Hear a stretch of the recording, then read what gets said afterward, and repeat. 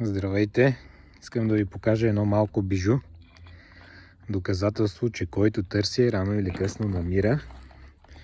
Професионална серия 242, втора серия. Много време я търсих. Искам да ви покажа в какво състояние е картера. Купена е от немския OLX. Благодаря на братята немци. Казаха, че е много ползвана за тях.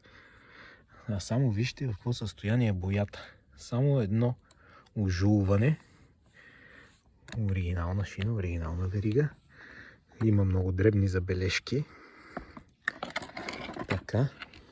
И да я запаля, без да е правено нищо, както е дошло от Германия.